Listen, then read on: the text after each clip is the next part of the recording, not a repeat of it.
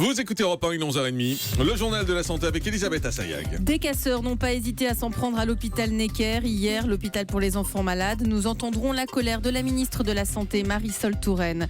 Une étude vient de prouver les bénéfices de la présence paternelle pour un enfant, notamment dans les familles recomposées. Et puis, dormir nu pour les hommes, c'est bon pour la santé. Ça vous travaille, ça, hein, ça fait un petit moment que vous parlez d'être à poil. Le naturisme, c'était hier. Oui. C'est une thématique. C'est ça. Des casseurs s'en sont pris à l'hôpital Necker, l'hôpital pour enfants malades, hier à Paris. Oui, pendant la manifestation contre la loi travail, des casseurs s'en sont pris à l'hôpital Necker enfants malades. Ils ont brisé certaines vitres du bâtiment alors que des enfants s'apprêtaient à y être opérés. Les images ont provoqué une vague d'indignation. Les hôpitaux de Paris envisagent de porter plainte. Écoutez la colère de la ministre de la Santé, Marisol Touraine, au micro Europe 1 de Marine David. Je veux dire mon indignation face à cette agression inqualifiable et insupportable. Derrière les vitres qui ont été caillassées par ces individus irresponsables, il y a les blocs opératoires de l'hôpital Necker. Pendant que des médecins, des professionnels opéraient des enfants, ils voyaient des projectiles arriver sur les vitres derrière lesquelles ils travaillaient. C'est évidemment profondément choquant parce que l'hôpital, les professionnels de santé, c'est au cœur de notre République. Et donc s'en prendre au symbole de notre santé, c'est s'en prendre à la République. Et donc je condamne avec beaucoup de force et beaucoup d'indignation ces actes révoltants qui se sont déroulés à Paris en marge de la manifestation.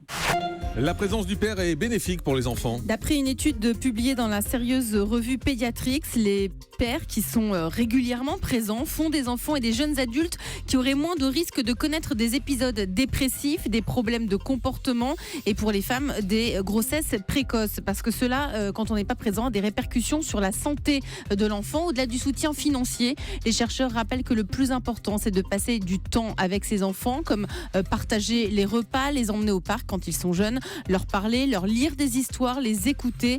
Tout ça est encore plus important si les familles sont recomposées. Et justement, attention à la durée de sommeil de votre enfant. D'après les nouvelles recommandations de l'American Academy of Sleep Medicine, en fonction des âges, les experts ont établi un temps de repos nécessaire et aujourd'hui, ils devraient tous en moyenne dormir 1h30 de plus. Les chercheurs ont étudié les résultats de plusieurs études sur le sommeil et de manière régulière et pour favoriser une bonne santé, les nourrissons âgés de 4 à 12 mois devraient dormir entre 12 et 16 heures par jour. Pour être en bonne santé, les enfants âgés de 1 an à 2 ans devraient dormir entre 11 et 14 heures par jour, en incluant les siestes.